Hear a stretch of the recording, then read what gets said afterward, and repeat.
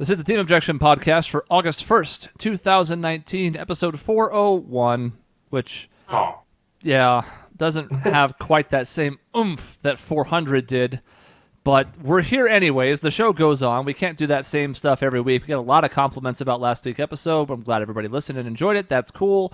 But that took me like 3 hours to put together, and that's just not viable for every week's episode. No, that was good. If you said 401, would that have more oomph to it? A little bit, but then I have to do a lot of syllables when we get to like the 470 range, and I'm like, 477 is an awful long way to go for no reason. Yeah, okay. Anyways, Right. So we're back to a regular episode this week. In fact, it'll probably be a little shorter. Everybody's busy and stuff's going on and whatnot, but we thought at this point, why not just talk about Michelle? It's what she would prefer anyways. It's what we all would prefer if we were being honest. Listen, it's Leo season. I'm a Leo. I need to be talked about all the time. That's just how it is. That's how we are. I mean, do you just know that because it's around your birthday that it's Leo season, or do you actually know like all the signs? You know, over the years, I've done a little bit of research here and there, but I'm not like super into it. Mostly, I think it's just kind of fun. Okay. And yeah, like I know people. In fact, I just joined this Facebook group called Sounds Leo But Okay, and it's specifically a group for people who are Leos, who have a sun in Leo. I think if you have like a moon or whatever in Leo, you can join too. I don't know.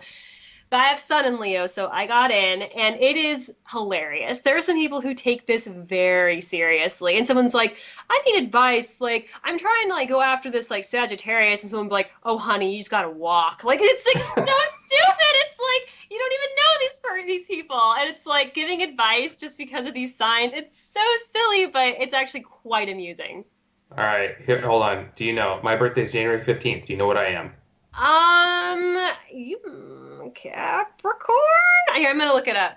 No, you got it. Thumbs up. Did I? You got it. Yep, you're right. Oh shit! Well, the only reason I know that is because my brother is a Capricorn and my dad's a That makes Sagittarius. Yeah. So That I makes figured sense. I wasn't sure if it spanned all the way to mid-January, but hey, there we go. Your brother, the Christmas baby. The Christmas baby. Yes, that's something that you remember that.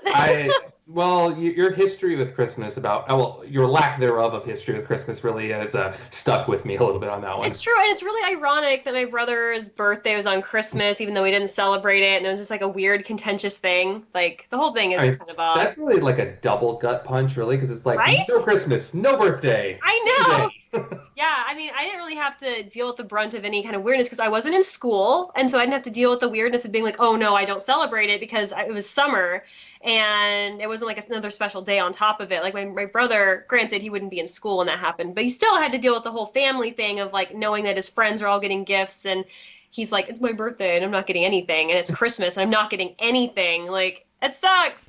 So, as a person with a March birthday, I never really experienced this. Did you ever go through that kind of like withdrawal that you didn't get to celebrate your birthday at school, or were you happier not to have the attention?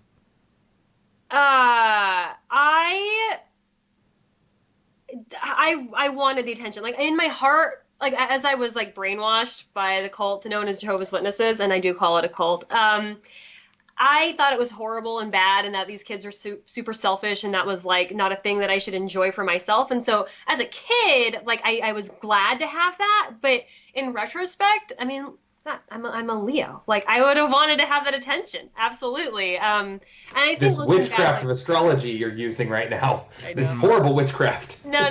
But yeah, I mean, I think that would have been fun. And it's kind of one of those, it's like the curse of the summer babies. They never really get to have like the in-school parties or anything like that. So, I don't know. You and Harry Potter, one and the same. I know. Is it also J.K. Rowling's birthday? It's kind of funny. I think it is. It's like she like gave the birthday to her main character that's also her birthday. It's like really weird. But And if it's not, she'll probably change it to something like that down the road anyways. Oh, I'm sure. Someone's going to ask her and she's going to provide birth dates, like, and the actual, like, place that they were born. J.K. Rowling needs to stop. Anyway, we could go down that road again. I mean, we could talk about her every episode as far as I'm concerned. That's coming from someone who's never done anything with Harry Potter. I still think it's fascinating. It is fascinating. I read them much later than everybody else because, again, wasn't allowed to read them. That's literal witchcraft. literal witchcraft. Yeah. Super dangerous to the moldable minds of children. Yeah, you might have Wiccans a just spell. skyrocketed, right? No. You might have a spell that'll clean your room for you. How horrible! Oh, that'd be so cool. It would be really cool. So we thought, all right. I mean, it's Michelle's birthday. That's what all this is getting around to, essentially. Michelle's birthday is tomorrow / was yesterday. Tuesday, Thursday, whatever the hell, doesn't matter. Yeah. But it's the end of July. And so this is a Michelle show. Now, Yes, and it's not just any birthday. right. That's what I was about to segue into, but that's fine. This is your show. Go ahead, segue. I just steamroll over everyone. It's fine. Yeah, it's the big 30. I'm turning 30. She's 30 and gives 0 fucks. 30, flirty, and thriving. Thirsty, 30, flirty. Thirsty. Little birdie. Yeah, Michelle is 30. It's thirsty. Dirty. Hurty. Dirty. Dirty. Hurt with an Y in the end. I feel like we did this same thing exactly 4 years ago. Well, not exactly, but 4 years ago when it was my 30th birthday. Ooh, purdy. Yeah, Purdy. We did say Purdy on that episode. I remember that. Sturdy. She has sturdy hair. Sure, sturdy hair. Anyways, point being, we wouldn't do this for any normal Michelle birthday because who gives a fuck? But for the 30th, we can set aside an episode for the 30th. That's a milestone. True. Yeah, I know. You're the last one to join on our 4 main cast members. You're the last one to join the 30 Club. Yeah, the baby of the bunch. Mm-hmm. Yeah, no kidding.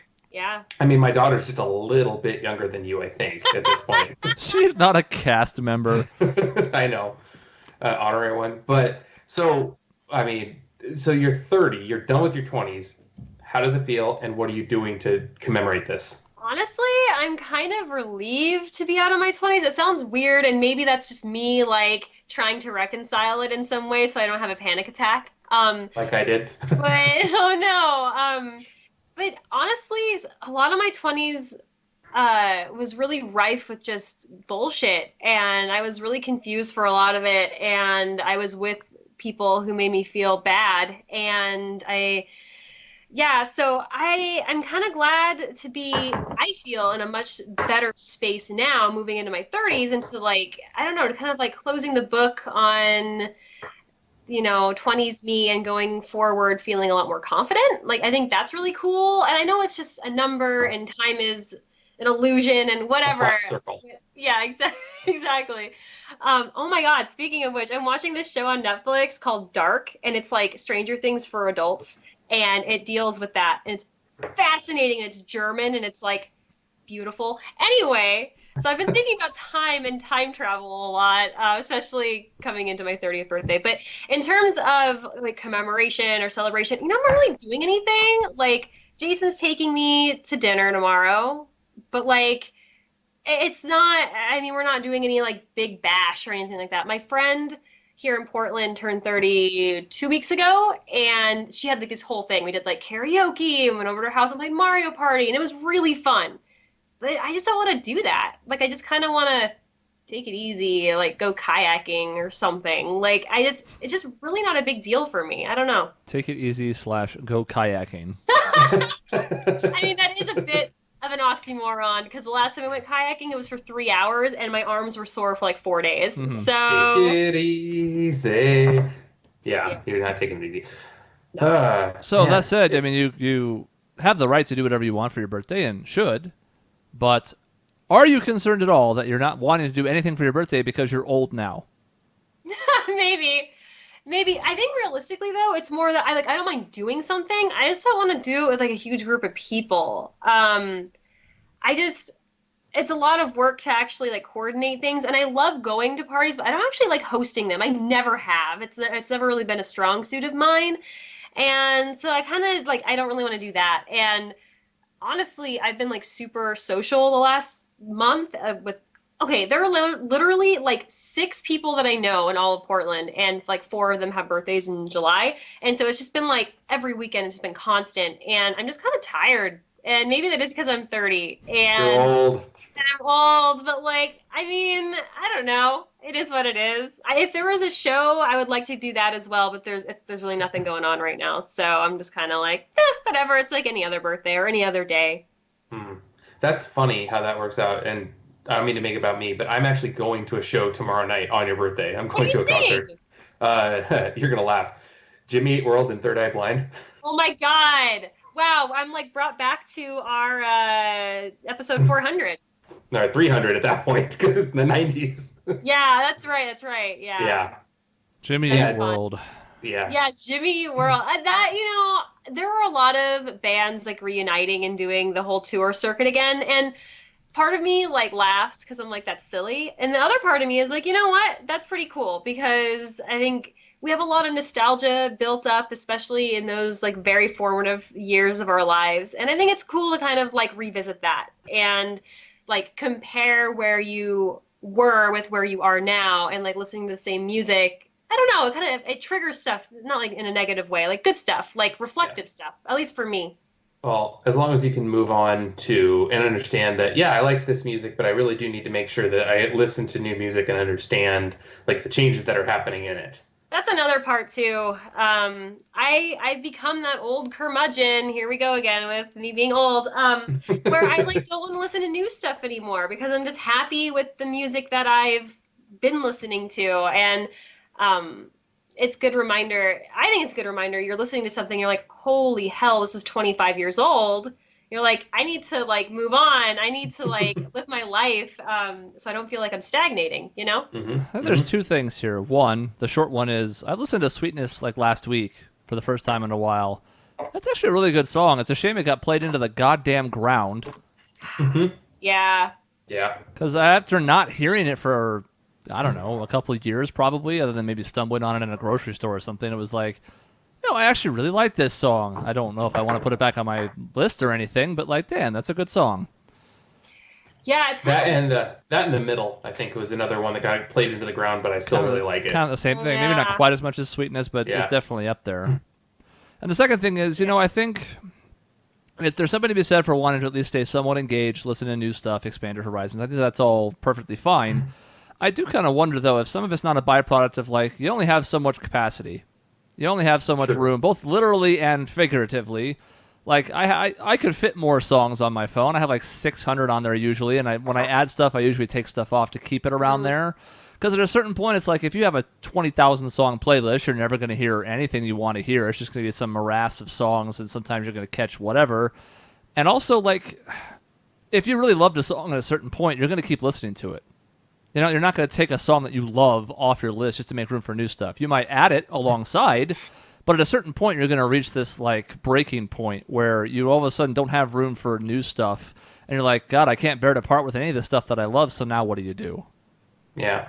Yeah, I'm getting there. Though occasionally I'll find like a new album, and I'm like, I still got it. It's like, yay! But ultimately, you're right, Chris. Like, I'll go through like my iPod, which I still have an old iPod, or I'll even go through stuff on Spotify that I've like saved and that I have downloaded, and it's all the same stuff because the stuff I listen to, and it's not like 3 or 4 albums, it's like many albums, but still it's all the same stuff, and it's like circa like 1998 to like 2012, and like it doesn't really go past that. There are the occasional ones that do, but they're kind of a rarity these days, and yeah, it's just like I really don't have enough time to really devote to listening to things I already love.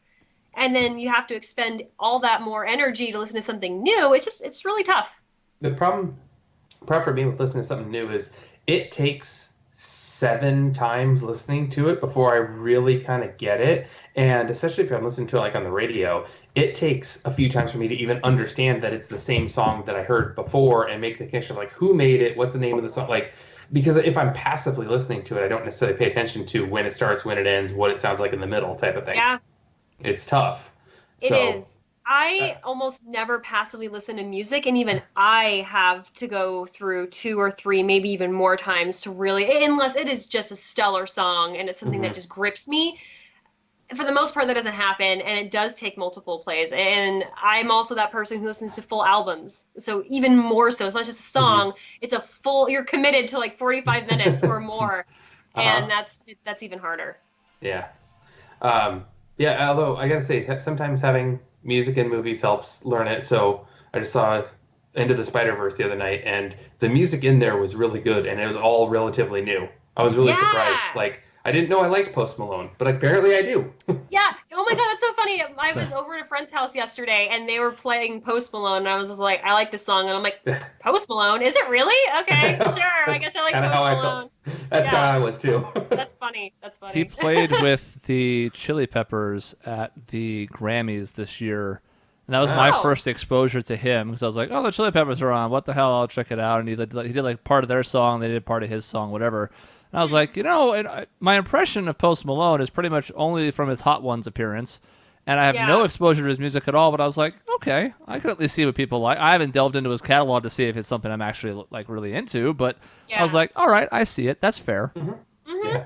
That same thing happened with me with the Chili Peppers, actually, with Bruno Mars when they did the Super Bowl. I was like, holy shit, Bruno Mars is really good. Yeah. Yeah, that's true. Also a very good showman. He really doesn't do much for me, but he's talented as hell. Like, there's really no denying that. I'm not really that interested in him as a musician, but the dude is multi-talented and he has a top 5 stage presence of anybody out there right now, I think. Oh, totally. I agree. Yeah. So... That's good, though. We got to talk about music on Michelle's 30th birthday episode. I feel like that's appropriate, right? We'll talk about all the things that are important to Michelle. How's Feely? These are a few of my favorite things. She's good. I actually don't know where she is. She's not here. She usually makes an appearance about 3 seconds into the episode every time. I'm not sure where she is. Look, here's another example of why cats are assholes. This is one where it's about Michelle. I know. Feely knows this and gets the hell out of here because it's about you and she's an asshole. That seems correct. Yes. And it's the one episode where I willfully brought her up unprovoked, and she's nowhere to be found. I don't know where I literally have not seen. She just made herself the scarcest as soon as I sat down, which is the opposite. Maybe I didn't feed her. She's probably sleeping. She's dead. She's dead. Yeah, cool. You didn't feed her. That would do it. There you go. So, man. Yikes. That's rough. Happy birthday to me. Yeah, right? How would you feel if that were true, Dave? If she's actually dead? Suck. Yeah. You'd probably feel like a real asshole. So here's the thing. I mean, yeah, I would in the sense of I said she was dead and she actually was dead when I was joking. But then again, everyone knows I'm joking. So if this is just a really freak occurrence, it's what, are you going to blame me? Are you going to be mad at me for saying that? I mean, emotionally, you killed her. Yes, I was responsible for it by saying words have so much power. They traveled 1,500 miles northwest to kill that cat. Knock her down. We smash cut to Feely. She's over there standing by her food bowl or something, and then she hears the words and she just falls over, just sideways, like she's made of cardboard or something. I'm imagining just becoming a skeleton like that. Yeah. Oh my God, I love that. That's funny. Feely. Oh no, we've introduced an idea, and now it's too late to stuff it back out of the universe. Yeah, I don't know where she is, but she's been good. She's finally, 3 months later, finally getting used to the new house. It took her that long. And even sometimes she'll find herself in a weird, precarious situation where, Jason's walking in and he's a tall, and I'm, standing there and I'm blocking her, and she just, flips out and, scrambles away because her brain is not all there. I don't know. Tall. Mm-hmm. Yeah. T-O-L. T-O-L. See, Chris knows. He knows my lingo. I don't know what that is. I thought you said tall, T-A-L-L. Well, that's what it means, but it's not spelled that way. Oh, Dave. As a noun, it's T-O-L. Yes. Okay. Now, you might be thinking tall's not a noun. That's correct. That's right. Hence my confusion. I guess I'm too old for this shit. I'm 34. Ugh. Dave, make some room on your playlist for the new lingo. Damn it. So I had Spotify that? Yes, there is. There's a Spotify list for just the coolest, hippest lingo, and it's lit. It's on fleek, man. So I brought a topic to the table that I thought Michelle would like to talk about, and I have an earnest question for her that may expose my own ignorance, but what the hell, it's her birthday, so who cares? Yay! So Fire Emblem is out. Sean and Michaela are both not on this episode, but they've been playing the hell out of it, and I think they're both enjoying it quite a bit. I have played 45 minutes of it. Oh. There's been some things, like the big fire last week, for example. So, stuff's going on. And it's not lost on me, Fire Emblem. I get it. It's not funny. So, Fire Emblem has been kind of leaning into relationships a little bit more in the last few games ever since Awakening, which was super popular, basically rescued the franchise from destruction. And that one even had like time travel babies and stuff, so you could not only be with someone but then have kids as a result of who you chose. So that was all the rage. Spoilers: the game was like 2012. Shut up. The newest game came out last week called Three Houses, and in it there are a smattering of same-sex options, 2.5 male, and like 5 female. In addition to the, I don't know, I have to scroll through here, but probably like 15-ish, like 10 to 15-ish, like straight options on each side, because you can take a male or a female protagonist. And, Dave, you have experience with this from the Mass Effect franchise. Michelle's played some other stuff as well that's got this. So I guess my question for you, Michelle, is twofold. One, have you ever felt like they've been any good in games, or do they just feel like they're horribly misrepresenting? And two, I have seen a complaint recently. You'll have to package these separately, but I'll ask them up front because they may overlap. I've seen some complaints recently about how if a character is available to both a male and a female protagonist, so it's a male option that also is, gay on that side if you take a male protagonist, or vice versa. It's a girl who will date the male character, but also a female if you choose that it's essentially making everyone bi. Yeah. And as such, it's a bad thing. But I also think, this is, again, maybe just my own ignorance, I also feel like it's the only way to have the most options, because they're not going to write like 65 individual characters all with their own sexuality. No. So am I off base for thinking that's sort of unreasonable if the representation that is there is good? Yeah, no, okay. I want to answer the second question first, because I think, first of all, I think that complaint is incredibly biphobic. Like, what's the problem exactly? Like, I don't get it. Like, it'd be one thing if they were straight up bi, and then like the way they reacted to each side was different, but they're really not. They're just whichever one you happen to be on because you choose one side. That's where I had. That's actually what I had a question about when we were talking about this too. I mean, so the okay, so you're talking about not the main character, but the characters that you can romance. The characters who you can romance, yes. Mm-hmm. So there are some characters that can. There aren't any that can only be romanced by a male if they're a male. So it's like they're open, they're available if you're also playing a woman. Well, they kind of, I think they kind of did that in Mass Effect 3 a little bit, and I can't remember exactly. Yeah, in Mass Effect, there were some male characters, I think female as well, that if you were male and you tried to like romance them, you could only do it as the guy. And it wouldn't be an option if you were. See, that's the thing. There was one character, and I don't remember his name because I kind of blocked out Mass Effect 3. In all honesty, I mean that's fair. There was in Mass Effect 3 there was James Vega. That's what his name was. I just looked it up. So there was Vega was the guy in Mass Effect 3. I'm fairly certain, if I remember right, if you were a female Shepard, you could romance him. But if you were a male Shepard, you could romance him as well. There was no talk leading up to the romance of him being bi, him being gay, him being straight, anything like that. And so it seemed like it was just like, here, we're going to take this character that, we want to have gay relationships in this, so let's just put him if you want it to be. And that seems off. I don't know, though, because the counterpoint is, you know what? If that person who's playing the game wants to romance that character, they can. And like, I don't necessarily think that having like a queer storyline is imperative to the character's interests or if you can romance them or not. It's like they may just have their own storyline and it may have nothing to do with the fact that they're gay or bi or whatever. And so like, I don't feel like we have to kind of retread this like whole story of I am bisexual. It's kind of like tired and like this, just let these people have their own like rich lives that are like outside of sexuality. But I can see how people would be upset.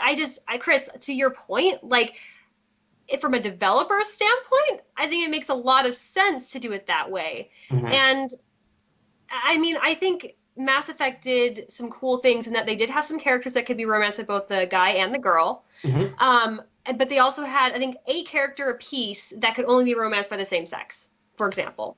I thought that was nice because it kind of gave everyone what you want. It's like, here are your gay characters, here are your bi or like pan characters, and then you have your straight characters, right?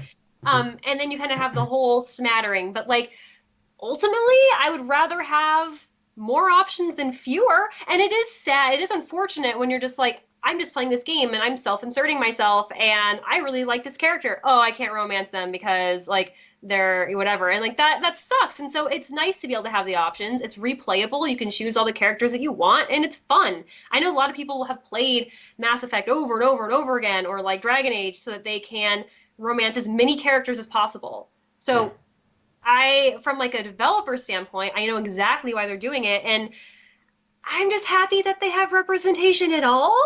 Like, it could be better. And if the storylines are good, then I honestly don't care. But now the first question that Chris asked of, like, are these any good? I don't actually know. Like, the Mass Effect ones, from what I understood, were so-so. A real hit or miss overall. Because I've watched a decent chunk of them. Just because I was curious, like, what other shepherds might have gone through, or, like, the male side, because I played FemShep or whatever. Yeah. And I was just kind of interested to be like, all right, what are these relationships? Are they any good? And some of them are. They have some, like, cool or sweet scenes, and some of them are like a tire fire because they're really badly written, or because you feel nothing between the two characters, or all of the above. So, I mean, I know it's hit or miss overall. I just... it's hard for me, because I'm pretty much straight-laced as they come, to be like... the complaint about not having any specifically gay options that are only available to that side, it's like, I don't know how you win as a developer, because other games that have done that, like Dragon Age on occasion, then gets backlash because those other options are not available for that other gender main character. It's really hard. And again, ultimately, it's like, I understand that somebody who identifies and has labeled themselves as strictly gay or strictly lesbian, they want to see themselves represented. And I understand that, but also a lot of these games give you the options of kind of creating your own kind of space in that world, and kind of creating your own stories, because it doesn't really fill out everything. And that's what I like about it. And so it's hard. It's like, I don't know if you can win. Though I will say, I think, Chris, I do agree with you that some people were disappointed they couldn't romance certain characters, especially in like Dragon Age. But Dragon Age, I think, is one of the better ways that it's been done. Yeah. I must say.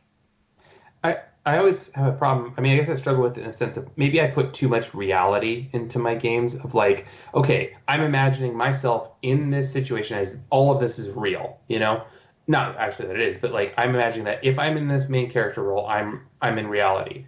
I could not, as myself, want to romance someone. Like, I could not romance, maybe there's a lesbian that's there that I find very attractive as a straight man and would want to romance her. She's not going to be into me. It's just not going to be the way it happens, because of her own backstory. Yeah. And so if you have that kind of more fluid thing that's not defined, I guess it feels almost forced to me, of the sense of like, well, we want to have representation, so we're just going to make everybody do whatever they want. Yeah. I don't know. Yeah, I mean, I think that there is a balance that can be struck, because I hear you, Dave. Like, we want to have complex, interesting characters who are really dynamic, and that can be hard when something like sexuality is breezed over as this kind of all-encompassing thing. Totally. Yeah. But I do like the idea of moving beyond sexuality as a defining trait of a character, and really just focusing on the character themselves, what their ambitions are, and I kind of feel like that's what Fire Emblem does. I could be wrong. I don't actually know a lot about Fire Emblem. Spoiler alert. I think overall, there's a multitude of pairings in the last two games in particular, Awakening and Fates. I'm obviously nowhere near far enough into this one to tell you how good any of them are. I'm looking forward to finding out to some extent, but it's really only in Awakening it could be everybody in the party, because everybody that you paired up eventually had kids and they also joined the party, which was cool. In this game, it's just protagonist and whomever. So I'm not entirely sure yet either. But in general, it seems to be more about like we were brought together on the battlefield, or we had these things in common, and we now trust each other or whatever. It's not just like, you're hot. Yeah, you're hot too. Cool. One other thing that I've noticed about the characters who in like Mass Effect or in Dragon Age that are specifically gay is that becomes their entire story. And that bothers me. And like, I do think it's important to have those narratives, and I think normalizing that is great, and making it just like very obviously part of their character is awesome, because I think we need more narratives like that in general. But ultimately, sometimes I feel like it just that's who they are. 100%, because that's like the low-hanging fruit, and like that's how you define this character, and like that's also troubling. But all that aside, I think that it's amazing that we're getting these options at all. And I think the more we get the further we're going to go over the years. And seeing it from a Japanese game, that's amazing to me. I mean, truly, the fact that they even did it at all, I feel glad. It's and it just kind of shows the proliferation of more acceptance worldwide, which is awesome. Well, one of the funny things that the best things that came out of when the Supreme Court ruled that basically you can't discriminate marriage based on sex was the normal, like you said, the normalization of it. A quick anecdote for myself: I go to a chiropractor, and there's a masseuse there that I see every once in a while. For the longest time, she would, give me a massage just based, as we would, and then after we'd talk and stuff like that, and I found out she's getting married to her girlfriend. Aww. And it was just such a cool thing of like, oh, I had no idea you were a lesbian, but I got to know her as a person. We talked about like basketball, we talked about different sports, we talked about just, my wife, because she went to the same masseuse.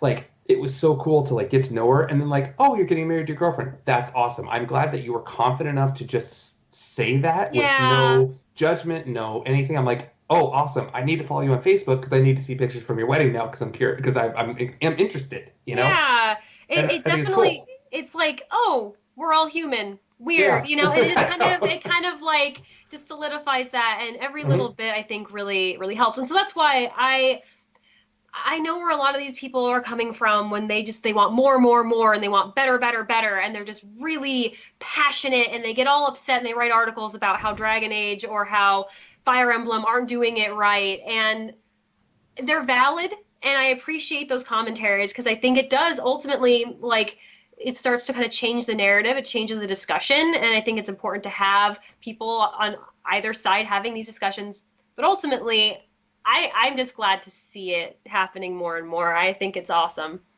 Always what I've wanted is just be like, okay, that's who you are. Cool. Let me find about you about a person, as opposed to let's highlight on this, which is movies did that for a while. It's like, oh, here's your gay best friend who all he does is have quips or something like that. It's awful. I know, exactly. Yeah. And I again, that's kind of why I like the idea of it not focusing on sexuality and just saying, okay, well, the base is that they're bi, and it's like, that's kind of more true than we want to admit, maybe. And so, like, I don't know, like, I just kind of dig it, where it's like they're more than the sum of their genitals and how they feel about and how they use them. Yeah, exactly. And I think I've found a way to verbalize what my issue with this is, and you can tell me if I'm off base here, Michelle. In the grand scheme of things, I completely understand where some people are coming from, because if everybody has the option on both sides, then it effectively is making everybody bi. And if you're looking for a specific representation, that's difficult, and I do understand that. But for your own playthrough, that character is whatever they are to you. I know. And if you only look at it from the experience of your game and not what other options were available in this giant tree that branches out, that wouldn't matter. The only reason it becomes an issue is if you look into it further and see what other options were out there and then go, oh, well, now that experience is out there too, even though I went through it with this and my character and how we interacted. That's the part I don't get. Yeah, I know. And actually, as an artist, as a creator, I feel the same way. Like for me, I'll go through a game and example, Tales from the Borderlands, right? It's a great game, I love it, but like things happen in it that I didn't necessarily like agree with, and I think there was like you could romance a male character and then they took it out like before they actually released it, but there are like little tidbits of lines in there and you're just like, okay, I don't know what happened here, but you kind of, first of all, you can not romance who most people do, but you can kind of just make it your own story. I mean, that's kind of what fan fiction is. It's like a fix-it kind of a thing, but like these are just creative stories, and ultimately we can't dictate what the developers are or the artists, the creators are going to be doing with them. But in this instance, they give you the keys. They say, here you go, do what you want.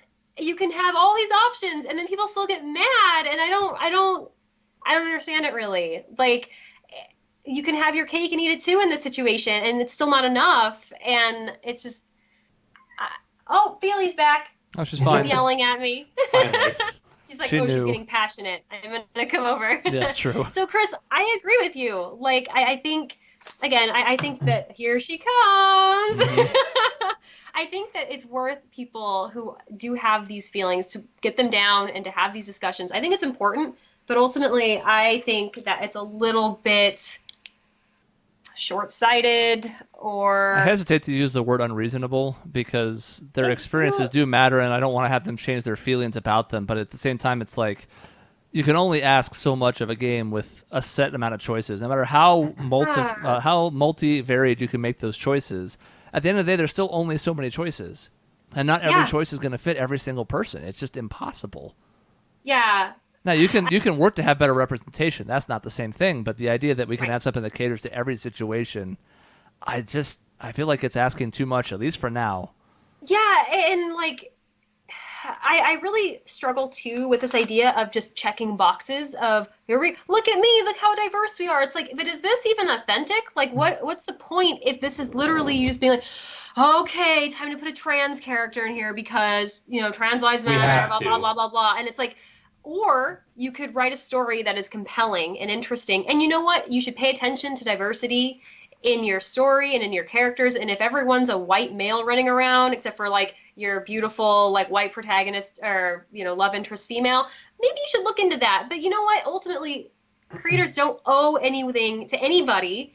But I think it's nice to consider it. And as consumers, I think we should be glad when people think about us and actually want to put us in there. Like, I think it's really, I don't know. Yeah, it's tough though. I'm not like trying to like throw shade on people who have these complaints. I think maybe having a little bit of perspective would be helpful, like realizing how far we've come, like truly, like there was no visibility to queer characters at all. Like, even like 10 years ago. Yeah. And really nothing very good up to 5. There's a handful of examples before that, but it really kind of took off in the last half decade. It's amazing how many you can find. And granted, I still don't think it's enough. I mean, I'm throwing queer characters in every one of my stories, and I hope to publish it and then contribute to just like the queer saturation, because I think it's important. But like, even saying that, like, we've come a really long way, and I think we have a ways to go, but we're getting there. And I think all of this like super hyper criticism really just kind of alienates the community from a lot of other people, and it's tough. Like, I feel like it doesn't hurt people who are, I don't want to say on the fence, but like who don't understand. Like, if you're brought up in a very conservative type of sheltered area where you don't understand that there are people who are queer who are just people. Like, I think there's a lot of examples of people who grow up thinking that the queer community is this weird group of people, and they only see like the extremes. Yeah. And so if you're someone who grew up in that and is trying to understand it, and you read articles about how awful they're interpreting this, and all you see maybe is someone complaining about this, that, it seems like screaming because somebody accidentally got their pronouns wrong. Exactly. I feel like that would really turn somebody off and be like, oh, they're just awful, and I'm just going to go back to hating because I feel like if I can't get it right and I'm just gonna be hated anyway. Yeah, I listened to this podcast called Savage Love, and I like that. Dan Savage, right? Dan's great. Yeah, he's great. He's grown a lot as a person in the last like decade or so for the better. But he was actually talking about this, and it was kind of interesting because he was saying the exact same thing. He's like, we are alienating people who may be open to understanding and listening because we feel like we're entitled to our identities at anybody else's, at the stake of everyone else, and that we are done explaining and we are like requiring people to just accept. And he's like, unfortunately, that's not really how it works. Mm-hmm. And it's like a lot of people are seeming to, he was quoting some percentages of people who are in support of, I cannot remember exactly what it was, but the numbers are dwindling in terms of support for gay people and queer people. And he's like, guys, we need to pay attention to this. Like, there is kind of a withdrawal of support, and it's even among millennials. If you can believe it, actually was like I think the biggest number of decline was from millennials. And it's like this like hyper PC jumping at people's throat culture is really just dividing us. Mm-hmm. We're not having discussions anymore. We're screaming into the void and at people, real people who may just want to better understand. I see, and in fact, I firsthand witnessed Facebook conversations, which first of all is garbage, but also people literally coming in and being like, can you explain this to me? I'd really like to understand. And somebody's just like, Google's really cool. And it's like being really just, it's like, or they could have had a really nice in-person conversation with a person who knows exactly what is going on. And they could have educated this person. And then they could have come away from that and been like, that was a great experience. It's not happening anymore. People are rightfully angry and frustrated, and they're having a hard time keeping it together. But you gotta. Yeah. I actually think, we've talked about how technology has made us more of an instant gratification society than it has in the past, and I'm sure every generation behind us would probably say the same thing going back 100 plus years. But I actually think it's hurting the LGBTQ community to some extent, because understandably they want to live in a world where they feel like things are just and fair and equal, and they see other things that can happen rapidly around them, and they think, we can fix the problems that are endemic with society like this. Yeah. And maybe it should be that simple. It would be nice if the world was that easy. But the fact remains that it is not. It's going to take long-term systemic change to get people's mindsets to change, especially the ones that are already entrenched. And if you're going to die on every single hill about something that's not really perfect, I just feel like in the same with the Fire Emblem being the really small example of this, you're just giving yourself unhappiness in ways where you should be cherishing what you do have, not being satisfied with or content with or not fighting for more. But if you're like, I'm not going to play this game because it doesn't have the representation I want, I feel like you're just hurting yourself. You are. You totally are. And I'm noticing it too. And it's frustrating. Again, I understand people's frustrations and their anger, but I really think in this instance, it's like almost like do or die. We've gone so far. And I think a lot of the community is just pushing. And they're also really splintered themselves. I mean, you think about like the trans community doesn't often feel welcome in the LGBTQ plus community. It's like that's part of the acronym, and yet most of them feel totally marginalized by the community. And so it's like something's got to give here. Like we really need to focus on being more inclusive, and I think we need to focus more on the positives and how we can as a community like raise each other up. And I think that would then kind of like flow from the inside out to other people who may not know and would like to be educated. And there's a lot of infighting. There's a lot of anger, and just it's sad. I don't know. That's kind of where I'm coming from. I've always thought that ignorance is the biggest driver of bigamy. If you've never met a person that is different or from a marginalized group, it's really easy to marginalize them even more if they don't see them as a person.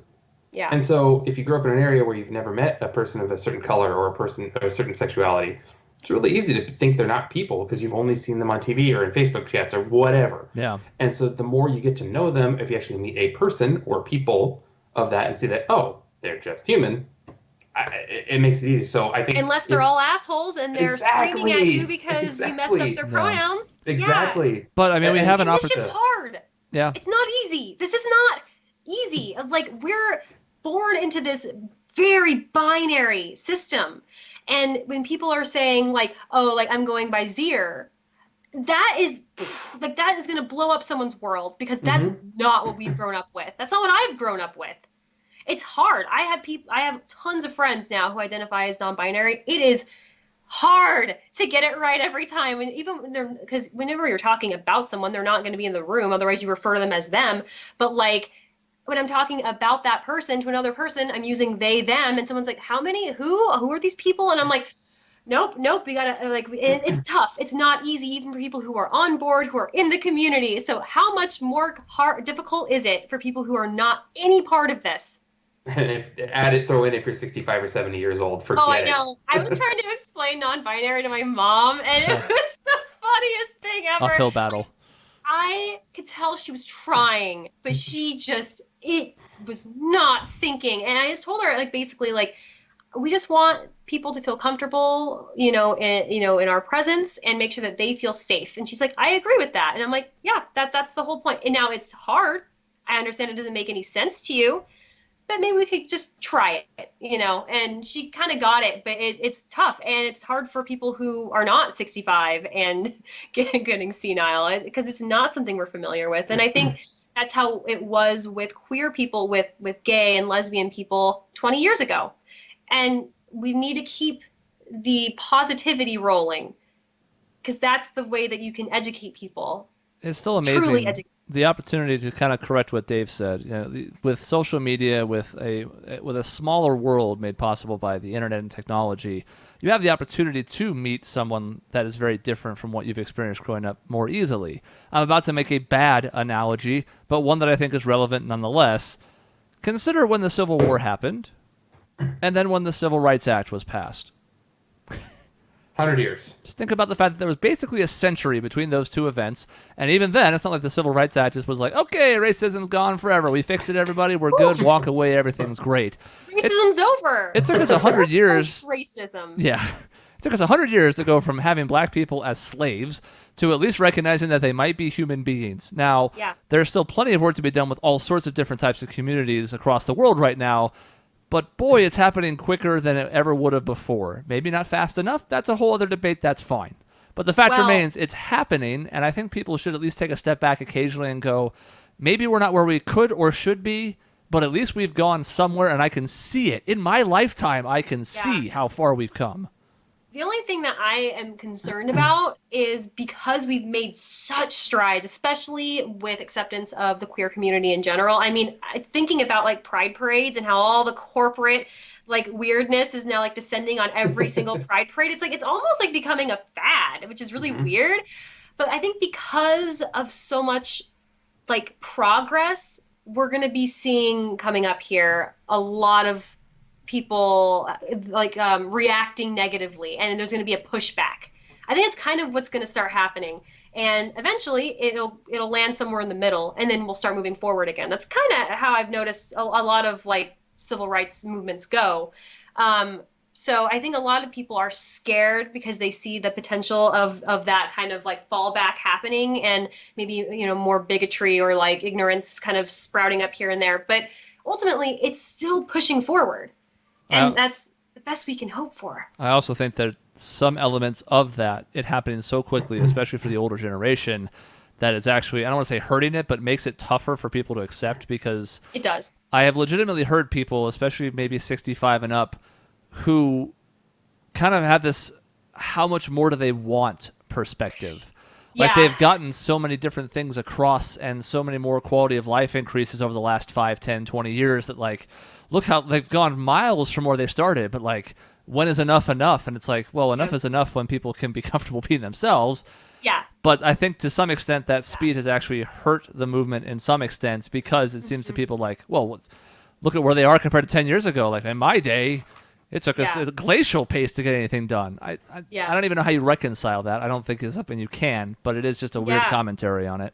It is. It's really complicated. It's really, and I do think a lot of the people who are demanding more, you know, representation, more rights, more whatever, and they're unhappy, they're completely discontent with the current state of things. I think a lot of them are younger, and they may not really understand the scope upon which like these foundations have been laid and how quickly things have changed. Because like I think of like was it Generation Z? Is that who they are now? I have no idea. Yep. They were pretty much born into a world where queer people are accepted. Granted, I mean, there's definitely, you know, violence against gay people happening still all the time, and there's still a lot of fear. People are living in fear, and they don't have all the rights, and it's all really shitty. But ultimately, like, from when I was born and being raised, and in which we didn't discuss that kind of thing, it was never even a thing that was talked about, like leaps and bounds. And so they were born into this world with that. And so they want to see strides from that endpoint. And so it may seem like it's slow moving for them, but for someone who's 30, like, it's insane how things have changed for the better. Yeah. So I think it's pretty normal with generations and change like this. It's just really hard to be in the middle of it and not really sure how to maneuver it at all. You know, no idea. Way to bring it back to your age and your birthday. I know. Fantastic. As Dave, as Colonel of Segways, is a big fan of what's happening right now. Yeah. So the question That's is, for you. the last question that has to be asked, is there anything else that you wanted to talk about on your birthday? We're at the end of the episode here. The question is, was there a topic or something that you're doing or that you've been thinking about as your age starts with a 3 now? Is there anything else that's like top of mind? The only thing, and I think I may mention this a couple weeks ago, is that I am like this close to finishing my very first novel.